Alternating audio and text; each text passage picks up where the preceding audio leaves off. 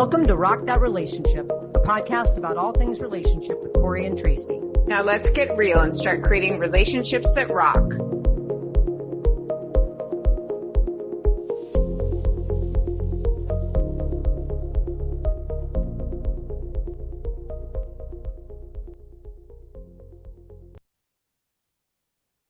Hello and welcome to Rock That Relationship. We are back with our final episode in our Unstuck series about avoiding getting stuck in the future. We've talked all about getting out of stuckness, getting unstuck, unsticky, I don't know, whatever it is. But now we're talking about, okay, how do you avoid maybe getting into these sticky situations in the first place? And Tracy and I have some ideas.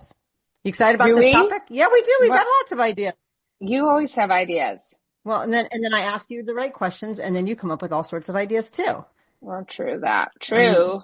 I am the ultimate educator, right? That's what we do. We ask the questions to get you to share. But I think that you have some amazing ideas in this area because you and I both have talked about how we don't find ourselves stuck very often. And so we have ways of preventing stuckness.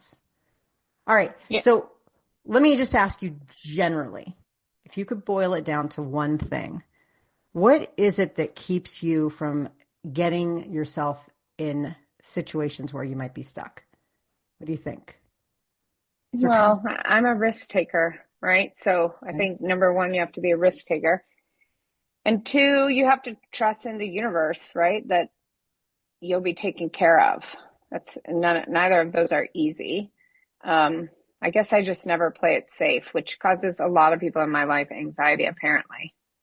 Like it causes other people more anxiety. I've been told by friends and ex, you need to have a stable job. You need to have this and that. And I'm like, why? And they're like, because we can't sleep at night and we're worried. And they're like all nervous, right? Maybe there's something missing in my brain where I don't care. I'm like, whatever, it'll work out. Yeah. And people always say it always does, but that could be particular to risk taker type of people. You know what I mean? Right. Like you're not afraid to take a risk if you feel like something's going down the wrong path. You're not afraid to shake things up and do something else. Like, well, okay, I've had 3 litigation jobs in a row, right? Mm-hmm. And I've had to leave them all. Either I left or got fired from that one because I told somebody I was leaving, and so they got rid of me before I could quit. But like, the reason I wanted to quit wasn't because I didn't like the firm or the kind of work or whatever. I liked public defense, I liked personal injury, and I liked family law.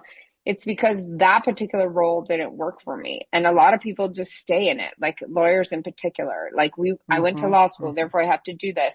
And then they just cope by drinking and other things like that.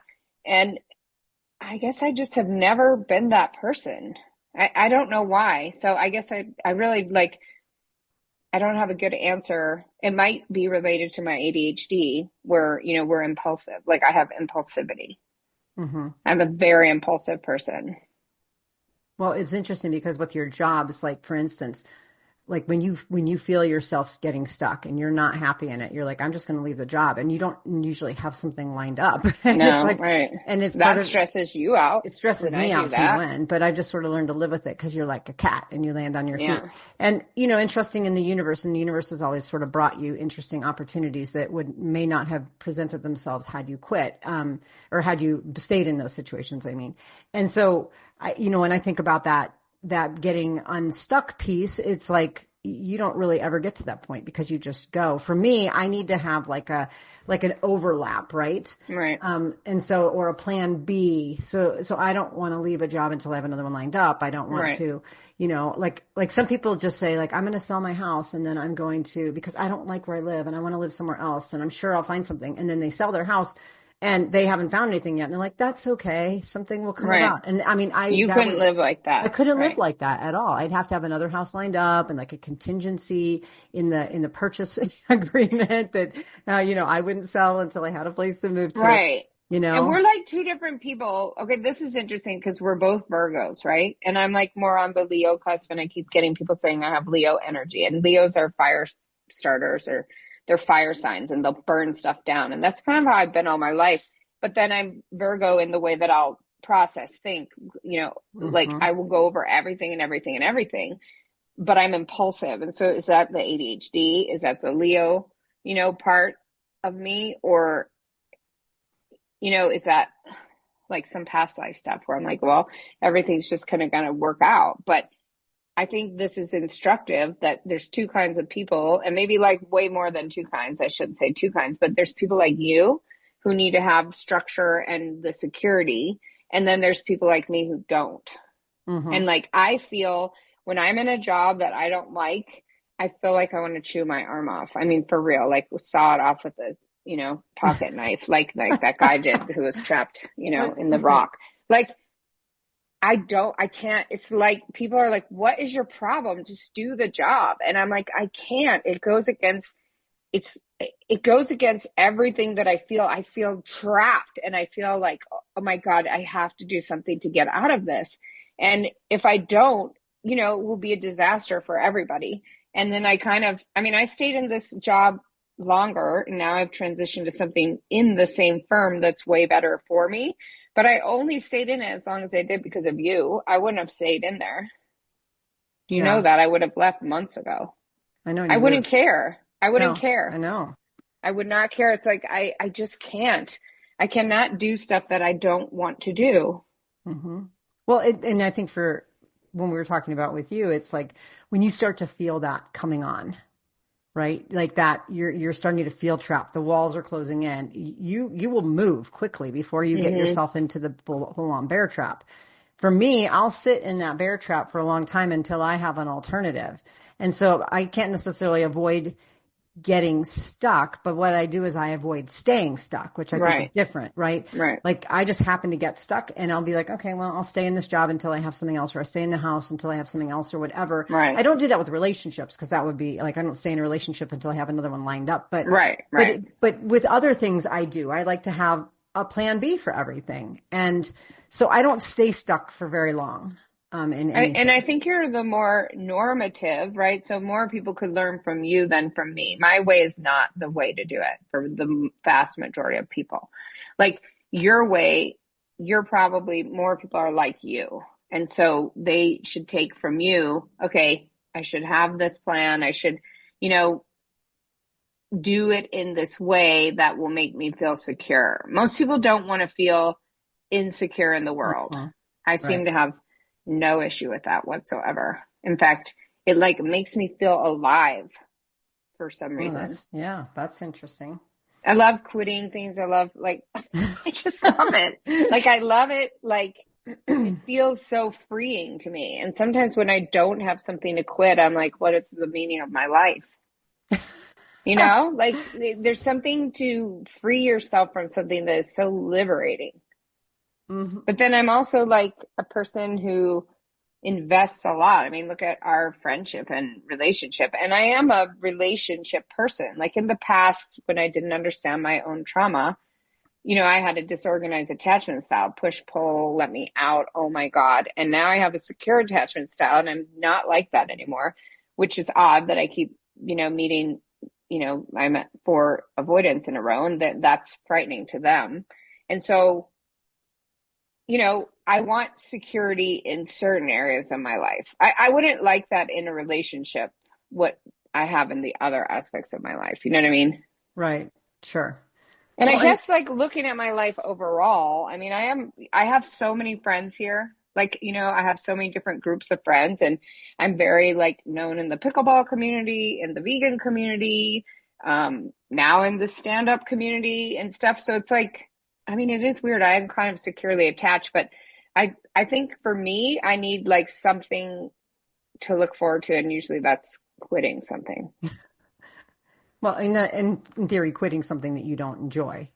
Because there's been things, you stick with things when you enjoy them. You've stuck with pickleball, you've stuck with comedy, you've stuck with our friendship, and you have many friends and relationships that go back decades. So, but yeah, when you sense it coming on, it's like, it's almost like you sense a change in the atmospheric pressure. You're like, I'm about to get trapped. I'm about to get trapped. And then, you try to get your way out of it. Whereas I'm like, I'm about to get trapped. So as soon as I sense that, I immediately put a plan B in motion so that I know that I won't have to stay in that situation for longer than I need to. But I do stay. But you're like, when you're doing the plan B, when you're doing it that way, like, if people are going to do that, if they're like, oh, I don't want to be in this job, I need to get out of it. So it's like you're then having to have two jobs because you need to find that next thing while you're still doing the one. And it's hard. And I guess I'm like very single track minded, right? So I think that's harder for me, is like to organize myself to do it in that way. And like I said, I've only done it this way this time because of your influence. So I think if people are looking at, like, it's safer to do it your way. It is. And so if you're a person who's like me, then you should seek out a person like Corey to help you, right? Well, I mean, a coach is somebody who can actually help you. Yeah. I mean, there is something to be said about having a plan B. The other thing I will kind of quantify with this too is that, like, a plan B isn't necessarily a fallback, like a fallback plan. That's different. It's not like I have this great job now, I'm going to quit it and I'm going to go into a job that's going to be not any better than the one I have. The ideal is that you up level, right? Your plan B should be an up level. So if you quit this job, you should be working to put in your queue something that's better than the one that you have. If you're, moving and you're leaving your house, you want to find one that's better than the one that you have. And so the plan B, like a lot of people have in their minds that it's just like this fallback, but it isn't. It's it's an opportunity to up level. And that's how I end up leveling, right? It's like almost like stair steps, right? Right. Something, and then you up level to the next thing and the next thing. And so, and I know for you do more of like free trapeze. fall. I'm like a trapeze person. I just let go. It's a free fall. Through the area. And then I grab whatever it comes my way. And usually what comes your way is actually pretty cool. You end up getting some cool things. And in your way, while it would stress me out and I would probably have a heart attack, your way gives you an opportunity to take organic opportunities that come to you, as opposed to mine where I seek out very specific tracks. But I also know I have a lot of clarity about what I want in my life. I think probably maybe more so than you. Like, I know where I'm going to be in 5 years. I know, I don't know exactly the projects I'm going to do, but I know the details of some of that path. And so when I find a plan B, it's usually on a trajectory, whereas you're not really having a trajectory the same way. And so when you grab things, they open doors for you that gives you this really interesting, cool trajectory that is just fascinating and invigorating for you. Yeah. And it is interesting because, I have had several job interviews where they're like, oh, we didn't think you'd take this job. We just wanted to talk to you based on your resume or whatever. My boss at the legal defender's office actually said that. And then I get the job and I'm like, oh God, I hate this job. Like, how can I get out? How can I get out? How can I get out? Right. And I think for me, like, going forward and being unstuck is choosing what I know I will like. Like this morning, I was like, I really want to do my writing, but it's my, it's something that I don't think you can understand. And maybe a lot of people can't, the whole ADHD brain, right? Like I need to research that more. I can't take medication because of my heart condition. And so therefore I had to just live with the way I am. And the way I am is not like you, where I can say, okay, I'm going to write 1 hour a day and I'm going to go to my writing group. It's like, I am all or nothing. Like, it's just how I am. And I think that we were talking in the last episode about relationship stuff too. And I was having this conversation with someone this morning about, like, I don't want to wall myself off. I don't want to shut myself up. Yes, I'm taking huge risks in getting hurt, right? But I don't care. I mean, I care. Like, I'll care when I get hurt and then everyone's got to listen to me cry and all that. But in the moment, I don't care, because what if my fear is, what if I shut myself off and then I miss the greatest thing and I never knew it because of my fear, right? Right. I don't want that. Like, okay, fine. I might get hurt. I guess that's just a risk I take. Well, that's an important point too, because as we think about preventing ourselves from getting stuck, we might prevent ourselves from having this thriving experience too. You're like, I'm not going to take this job because I'm afraid that I'm going to hate it. Well, and then you cut yourself out from that. Or I'm not going to date this person because I'm afraid I'm going to get stuck in a really bad relationship. So I'm just not going to do it. And so the idea or get hurt. Well, okay. So those are different things, right? Like, I mean, any of that. If you see really terrible things, you should not go forward, right? Correct. Really danger signs. But if you're just like in a place where you're like, okay, I just got hurt, 2 weeks ago or a week ago. I don't even know what it was at this point. Should I shut myself off? I met someone the next day. Should I cut that off? I don't think so, because I didn't choose to hurt myself. I didn't choose to act the way that other person did. So I'm not going to suffer for that. And I guess that's a philosophy. And it's the same with the jobs. I took this job and then I was like, oh, this is not working for me. Mm-hmm. And I was just honest with them. I've been honest with two of those firms. And the one firm didn't come to me and ask, because I could have done something for them that would have been great. But they just fired me like on a Friday, the last day of the year at 3 p.m., right? Like they never even talked to me. And I think that's very interesting, because I've been talking to my therapist about that. Like, she said, like, the firm I'm at now values me as a person and asked me, did I want to do something else in there? And it's like, that's where you want to be, right? So maybe you don't have to be in a specific, I think that's about being stuck and unstuck. I never felt stuck in the firm. I love the firm, but I felt stuck in that one position. And now my life is being radically transformed into something that I created, I like, and I was supported in that. And so I think when we look, okay, how are we going to go forward? We need to find our supports. I talked to a client about this yesterday, because she said she couldn't talk to her mom and her sister about getting divorced. I said, then don't talk to them about that. Find the people who are going to support you. Exactly. You've been in a terrible marriage for 10 years. You are over it. You are ready. Don't go to those people who are going to step on you. And I think that's a key to not being stuck in the future, is not going to those people who are not going to be supportive of what is best for you. Right. Right. We were just talking about this morning on the hike about, when you tell somebody about something and then they have such a strong opinion about it or such persuasion, you end up getting stuck because other people's recommendations get you into these situations. You're like, well, I guess they've got a point. And then you end up, doing something. And I mean, I'm not very persuadable, but I've been persuaded a lot in my life. So it's not all like that easy to put up with, against it and push back. And so it's like, if you know that there's someone who is going to be a naysayer in anything that you say, then don't talk to them about it. Like if you want an honest opinion, right? Like you say, I'm not sure if I should be doing X. What are your thoughts? That's one thing. But if you're telling someone about something and they're pushing back, and it's hard, because it's like, then you get stuck because of other people's opinions. And we've talked about that before. So to prevent it, don't go seek those people out. Right. Yeah. Even if it's your mother and your sister. Exactly. I mean, this woman is so ready. I was like practically acting like a cheerleader. It was a consultation call. And I'm like, you are ready. You are telling me these awful things and you are emotionally done. You're not going to feel bad. You're like excited to be freed. And the only thing that's stopping you is like these other people's opinions, And so I think one of the keys to getting unstuck is to not absorb other people's opinions. Right. And if it means not even telling them about what's going on, you're not being dishonest, but, and having the friends who, like you, say, I've told you this, you don't listen to me, but you don't then desert me. Yeah, I'm going to do what I want to do. And unfortunately, you're going to have to hear all about it. How many times have I said that to you, Tracy? You're going to do what you want to do. I think I texted that to you 4 times yesterday. Well, but that's the thing. Like, you're going to do what you want to do. But you don't abandon me. I would never abandon you. I take your opinion. I listen to you, but I have to do what I have to do. And you've seen it blow up in my face. But did it really blow up in my face because I learned? Was I hurt? Here's the thing. I think as humans, are we going to accept that we're going to suffer pain? We just are. And that we can get through that pain. We can learn something from it. And we can come out better on the other side. Yes. Yeah, I mean, you've learned something from everything that you've done. I've learned something from everything I've done.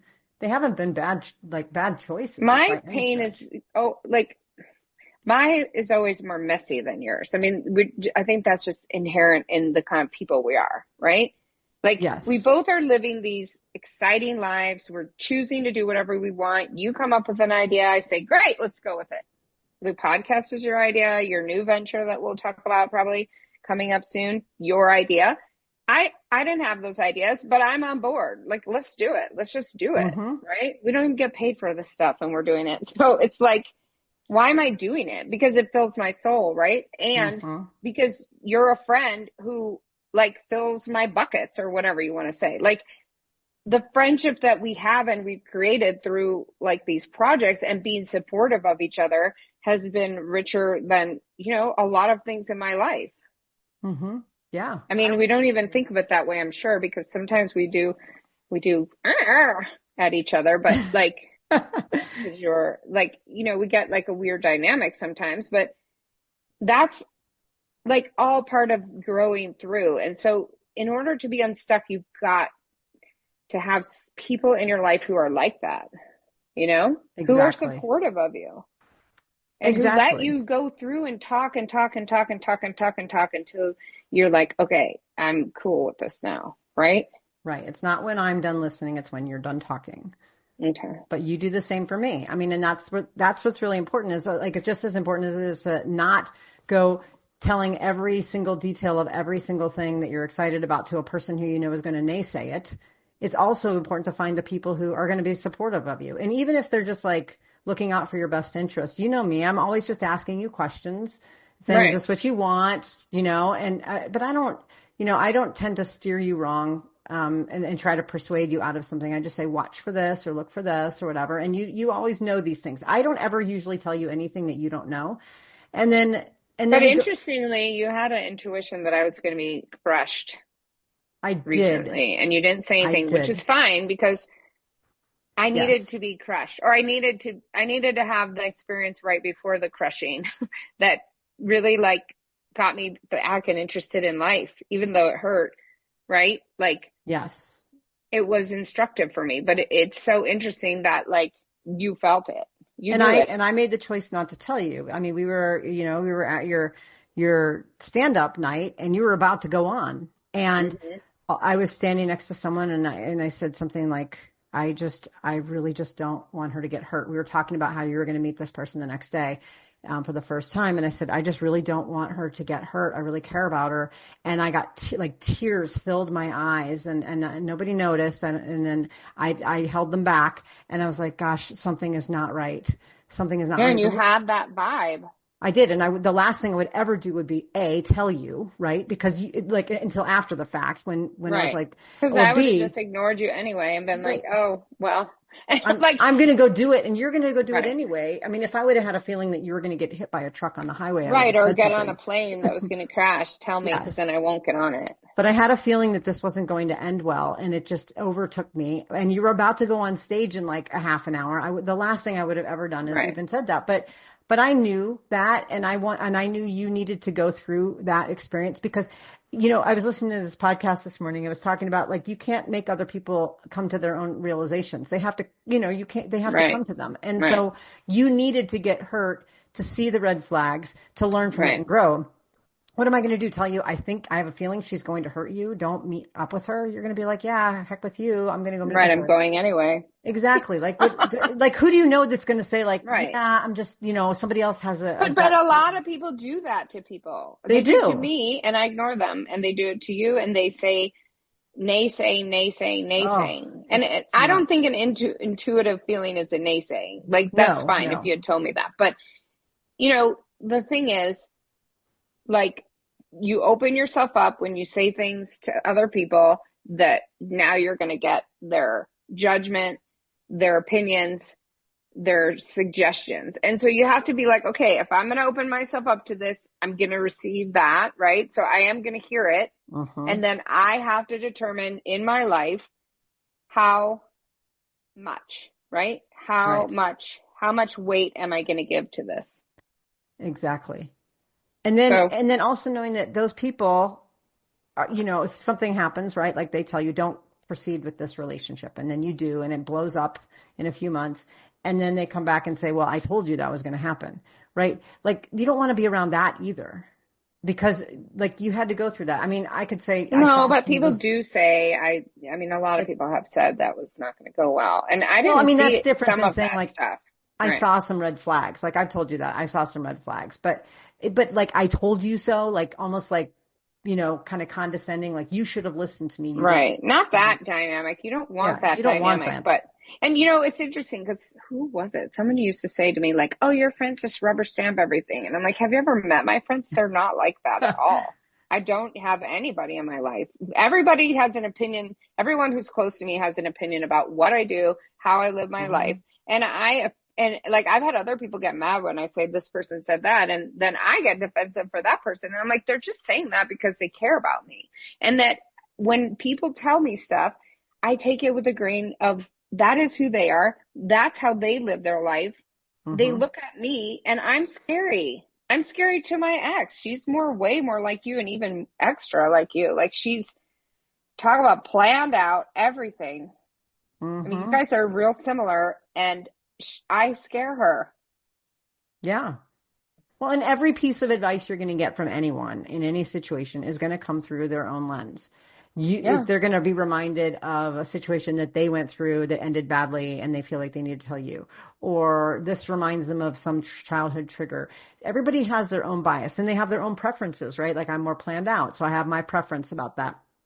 And so you just understand that that's where it's coming from. But also, as long as that person's coming from a good place and not just being a negative Nancy. Right. Exactly. And maybe if they are giving you some feedback or like more so asking you critical questions, that they're useful, that they're welcome. Right. Because sometimes I'm like, I don't want to be asked any more questions. I'm done. Like, I know you say that to me. I'm like, I'm good. I'm done processing this. Like, I've already determined what I want to do. And I did tell you that the other day was something. I don't even remember what it was. It was several things. But if like you could preface the conversation with that would be helpful. Like I got into it with an ex who didn't want my opinion on my opinion as a family law attorney. And I'm like, okay, what do you want? And then the conversation just kind of went downhill because I do this all day long for a living. And I'm like, look, I'm telling you. And that person did not want to hear. Yeah. So it's good to preface it with, with the people like, I'm just looking for support. I'm just looking to vent. I'm looking for ideas. I'm looking for feedback. And when people are trying to get themselves unstuck from something, be it a work thing, a relationship, whatever, it's very stressful. Yeah. And sometimes people just need a sounding board. Sometimes they do need help and advice. Sometimes they need something else, Exactly. And you have to have like those safe people. Like I need to be able to have someone like you, Tracy, that I can be vulnerable with and say, I'm feeling something's feeling weird right now. I'm not totally stuck yet, but I'm feeling like I'm going down the wrong path. And have like that person who can be that sounding board for you without judgment and just help you figure out, okay, are you going down the wrong path? Right. Because maybe you can, get them to ask you questions that are going to be really useful and really helpful. Yeah. And that's good. Okay, I'm going to switch gears a little bit because I know that was a really, really good idea for, some great ideas for actually avoiding getting stuck in the future. Risk-taking, plan B, trusting in the universe, and then knowing who you can lean on when you're starting to feel stuck and knowing who maybe aren't the best folks in your world at that time that may have some biases for your stuckness. Or future stuckness. But I have another one that I think is really interesting, and I thought maybe we could actually try it out right here live. I'm gonna. Okay. You're impulsive, so I know you like this sort of catch you in the moment thing. Okay. So I was listening to a Mel Robbins podcast this morning, episode 101. I'll post it in the show notes. And Mel Robbins interviewed somebody named Dr. Adam Alter, and they were talking about getting unstuck. And Dr. Alter had this really great strategy that he suggests. And I wanted to share it with you and see if you and I could do a little version of it on this show. It's called a friction audit. A friction audit. So you look at your life and you say, what things are causing friction in my life right now? Little things, but just ongoing. Like, it's not just one incident happened, but like something that's ongoing in your life that's causing friction. And it could be just to the very simple to the overwhelming. And he suggests you do a friction audit on an annual basis, maybe around your birthday or something where you can say, okay, I'm going to sit down and write down the things that cause me friction. And then you write down various ways in which you could reduce the friction. And then, of course, the next step is to explore those ways. So I want to do like a little friction audit with you and me and say, so think about your life right now, this very moment. What things in your life are causing you friction? Again, not one isolated incident, but something that is causing you some friction. Well, right now, nothing except the residual finishing up the litigating. That's it. Okay, that's causing friction. I want you to think about like I know one thing that has been causing you a little bit of friction, and you actually did something about it, was your puppy has been chewing everything, and you've decided to to crate him. And I know it's caused a lot of tension with people who have opinions about that, but the friction for you is that you just needed to do something. He's alone a lot and you needed to make a change. Well, he's not alone a lot. It's when I leave the house even for an hour. I work at home, just so everybody knows. He's not home a lot. 1 hour and he'll destroy the couch. I couldn't take it anymore. I'm like, if I continue to let him do this and then I buy another couch, he's just going to do the same thing. And so now I have this torn up couch. I can still sit on it. And I got the crate and I have to do it. I didn't want to crate him at first, even for an hour or 2 hours, whatever. Now I have those pickleball shifts that are 5.5 hours, but he was fine. And my couch, I'm not coming home and having to put the couch back together and losing half of it. Mm-hmm. See, that's great. This is a perfect example of a small friction. Like when we think of frictions, like, we immediately think of relationships or we think of jobs. But these are small frictions. The friction was, it was like, every time you come home, it's like, where is that? I remember the night you called me, you couldn't find your headlamp and you were sure that he took it and put it somewhere. Right. And it's like, but I did. I left that outside.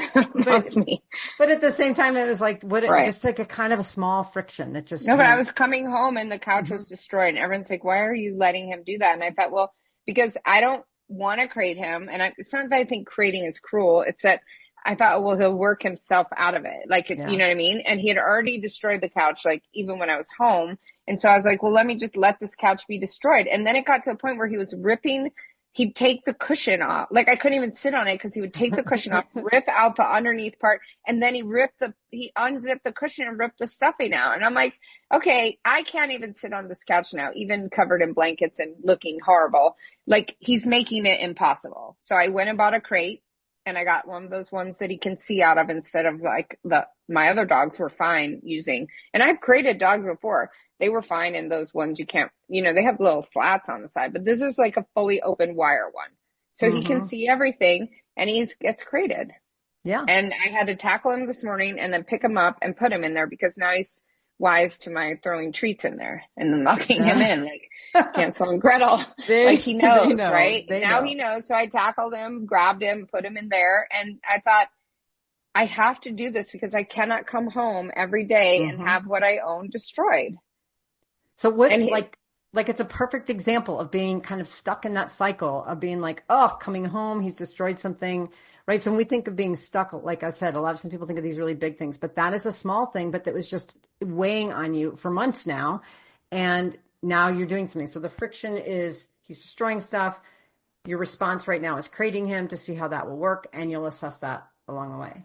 It's working. It's worked perfectly. Yeah. Do you have other smaller frictions going on right now? Well, I mean, I had the huge friction of the litigation, and so I changed that. I have to finish a couple cases, and at this point, I'm just kind of over it. But obviously, I'm going to do it because it's like, okay, I see a light at the end of the tunnel, right? And I am passing things on in a responsible way to other attorneys. So I think that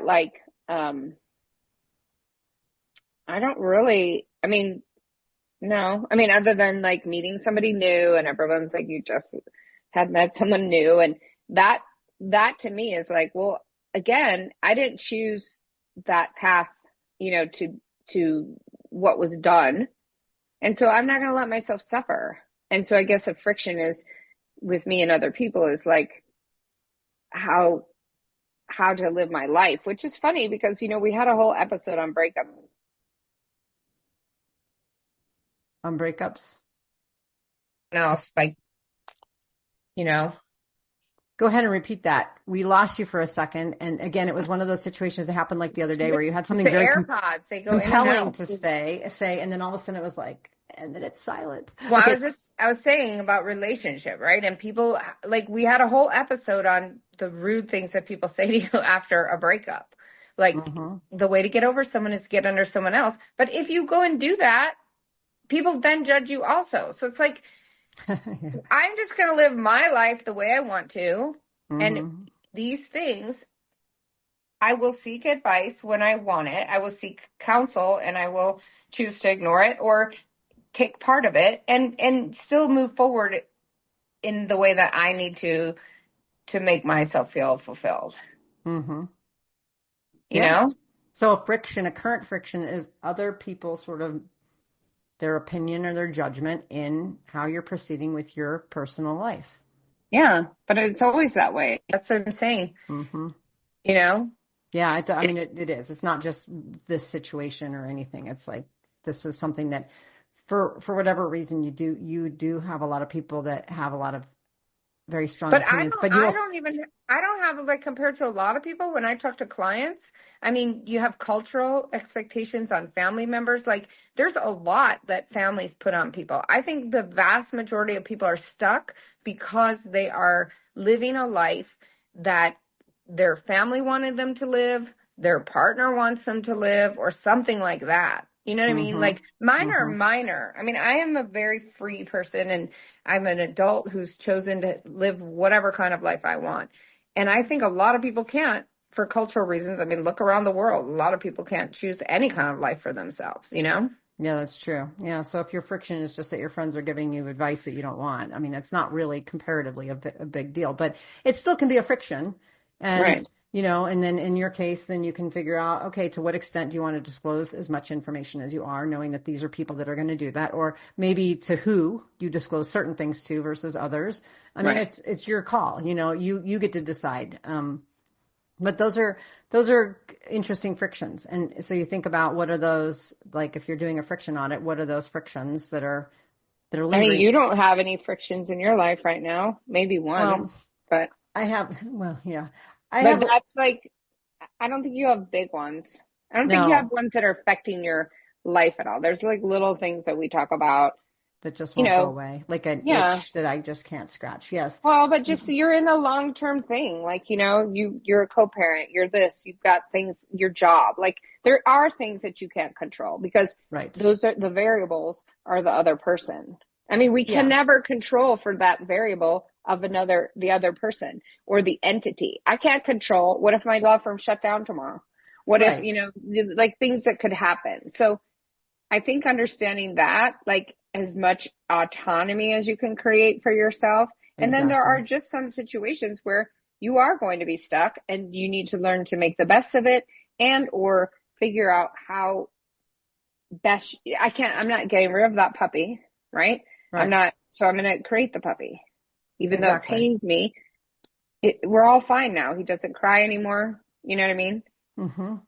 So, yeah, I mean, you're right. So like the friction, in some ways, my biggest friction that I have that's been an ongoing friction, honestly, is other people not following through on what they say they do. I actually have a to-do list, and about 3/4 of the items on the to-do list is follow up with ... follow up with ... And I constantly am having this friction. Like I've been really going 10 rounds with my new insurance company. They can't seem to write the policy correctly. It's been 2 months and they can't write it and then they don't get back to me. And it's causing a lot of tension. And it all stems from the friction of people not following through on what they're supposed to do. And I have that in my workplace. I have that over and over and over. So I just have lists of things that need to get done that I'm just on hold because I can't do them because somebody else isn't replying to an email or they're not getting me something that I need. And that's a frustrating friction because, like you said, it depends on other people's behavior. And so I'm stuck in these loops of trying to get my work done, dependent on other people following through, and they're not. And so what I've had to do in order to try to reduce that friction is 2 things. One is create systems in place that allow me to either move forward with the work without their involvement, I guess there's a few things. Be hyper autonomous, right? Not engage in as many collaborative projects with people who aren't going to follow through because I know it creates friction and I get stuck in a project, a long-term project with someone not doing what they need to do. And so I've talked to you about this before. I told you there are very few people I'm going to collaborate with professionally moving forward because people were not doing what they were doing and it was creating me so much angst. And for like years, I was telling you about this angst and I just decided I'm just not going to partner with these people anymore. Right. And so part of it is systemic, right? Like I'm trying to create these systems in place to not have to depend on them. And then the third thing is I bug the heck out of them. I email like every single day until I get what I need. But the fourth thing, and I think this is what you were talking about, is coping, right? Like I have to learn to cope because if I am going to do these joint initiatives, right, I'm going to get insurance. Or you're employed. Yeah, I'm employed. Like you just some of those things. You do. You have to just be like, this is a friction. You can put as many systems in place as you want. It's not going to force other people to do things. Right. And you just have to be okay with it. And I have a liberating feeling of kind of like you feel liberated with like quitting things. I have a liberating feeling of, I don't know what you want to call it, kind of letting go of services to go to somebody else. So like, I got really frustrated at my one insurance agency and they just weren't calling me back. So I said, fine, bye. I left and I felt super liberated. I didn't want to be stuck in that mess. I went and found someone else and created another mess that was even more significant. But the point is that I felt really liberated because like before I was about to feel stuck and that was creating friction. I'm not going to put up with that. I'm not going to do it. So yeah, that's probably my biggest friction and it continues to plague me. And it's very, very difficult to deal with. So, but I really try to cope and make it through. But that would be my friction. Well, and as long as people are understanding that there are certain things they just have to put up with, but that their coping mechanisms ought to be healthy. Yeah. Because if we're talking about bigger frictions and you're in a job that you can't get out of right now, whatever, don't become dependent on substances. Don't, get like, just stay in your house and isolate. Like, do the healthy things, right? Like, if you do healthier things and you choose to have a lifestyle that is more fulfilling or helping you, like that, all that's it'll help every situation that you have. I think when we develop unhealthy coping mechanisms, I mean, I feel like December was the worst month for me in the last year where I literally didn't move off my couch at night. And I was like, oh my God, I'm working at home, right? My feet were hurting. So I wanted to take a break from pickleball. But I was working at home, like 10 feet from the couch. And then I would just go lay on the couch and watch TV. And I was like, I cannot do this. Ugh, it grossed me out. Like I ended up feeling worse because I'm like, I'm not playing pickleball. I'm not doing anything fun. And, even like with the pickleball, I was like, part of that is community. Part of that is, doing fun things. And I think all of that was a reaction to, I had Mau Mau died, Max died, the elephant died, like Fasai died at that flooding, like all that stuff had happened in the fall. And so I wish that I shouldn't say I wish, but going forward, if I have that I had so much loss, boom, boom, boom, and trauma, like in the fall. And my coping mechanism was just to watch TV. And I was binge watching that one show that was like, they're going to take it off Netflix December 31st. So I was watching that Royal Pains. And like, I was like so into those people and it got so weird because I'm like, I have to watch Royal Pains. There's 8 seasons. And I really started to like love the characters. And I was like, oh my God, they're like my friends. And then I'm like, have I lost my mind? But then like when I finished it. And so I finished all 8 seasons in like a month. And then I was like, I've got to get out and have a life. And I did. And then I started having a life again. So I think, we have to be aware of what our coping mechanisms are. Are they helping or healthy? And are they helping us to move to the next level? Or are they keeping us stuck? And that kept me stuck, but it was 1 month of my life. And so I won't do that again. I didn't like it. No. And then you came out of it and you changed things up. You got back to hiking and pickleball and all those things. And so, now in the future when you feel yourself nestling into your chewed up couch to watch a Netflix show that you're like, okay, hold on a second. Let me think about this. And again, that's preventing yourself from getting stuck into those things. Right. I think about also like other ways to prevent getting stuck is, like a lot of it we're talking about is like starting to feel yourself get stuck. Part of it is also just not entering into things that are going to get you stuck. I'll give you an example. I've been talking to different publishers about some upcoming books I have coming out. And I talked to this one publisher that I really liked and I really wanted to go with them, but she provided this contract that was like required me to post on social media once a week for the rest of my life.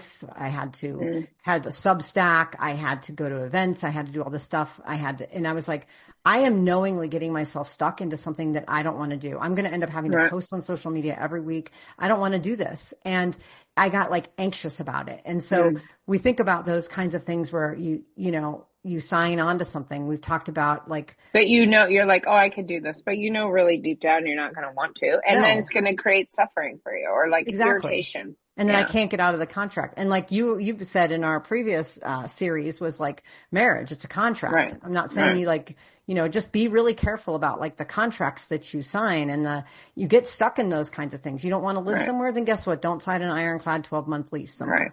Right? Like just knowingly going in and saying, I'm not going to put myself in at least a legally binding stuck situation unless I'm absolutely 100% sure I want to be in this. And so that's another prevention method that I do is that not sign anything. But it's good. It's like me with litigation. I've taken 4 litigation jobs now, and I will not take another one ever. I have to say that causes me so much anxiety, unpleasant living, and I'm not going to do it. Nope. Good. I'd rather work at a plant nursery. You know what I mean? I mean, it's true. Like I'd rather be outside. I'd rather be at the sanctuary or whatever. Like that's the thing is that didn't make me happy. It made me miserable. But I did it 4 times in a row, and now I 100% know I never want to go back to that. And that's I don't care that I have the law degree, Right. Well, and now you're using your law degree in a different way. It's really cool what you're able to do with some of the stuff that you're switching into.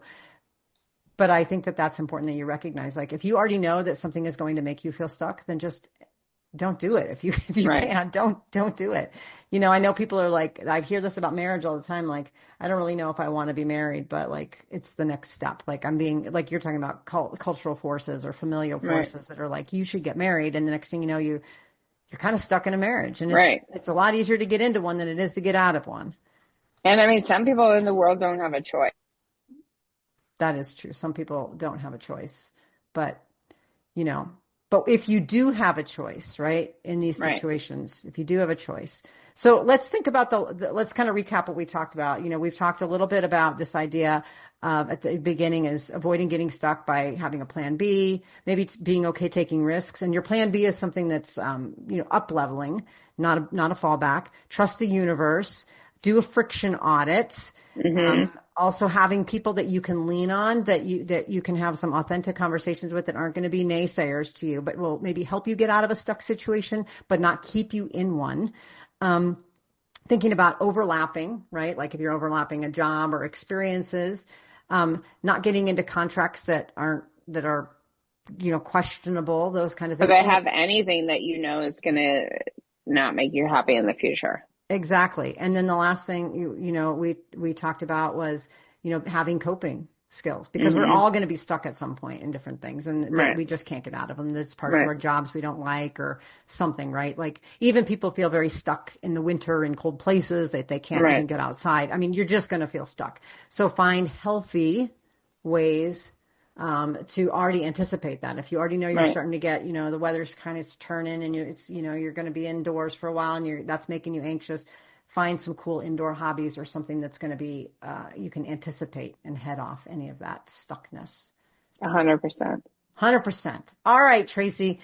We've had quite a ride this season of Unstuckness. I've been stuck and then unstuck and stuck and unstuck. Both in work and personal, all in this one, 10 episodes? Crazy. Exactly, which has only been less than 2 weeks. So it's been 12 days since we started recording this. And you are like literally, 12 days. You have been like a piece of gum, stuck and unstuck and unstuck and unstuck.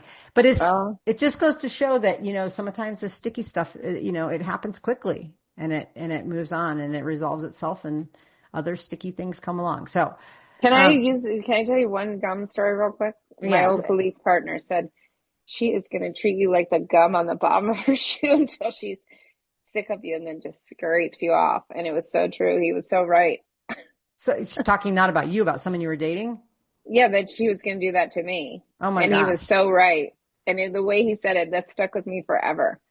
He only said it out of love and compassion. He didn't like her and she was not nice to me. But it was so true. He's like, you're like the gum on the bottom of her shoe.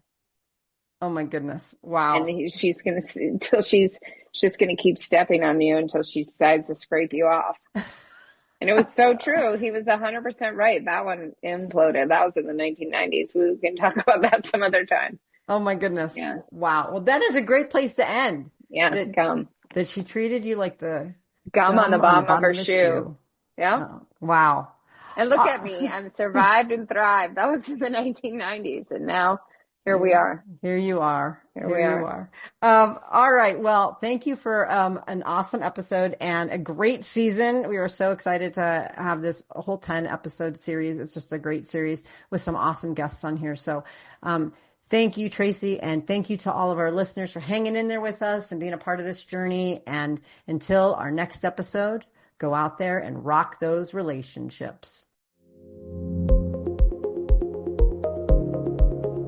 If you liked what you heard, check out our show notes for resources from today's episode. Make sure to follow us on Facebook and Instagram under Rock That Relationship, and go to our website at rockthatrelationship.com for updated episodes and more great information. Thanks for listening. Now go rock those relationships.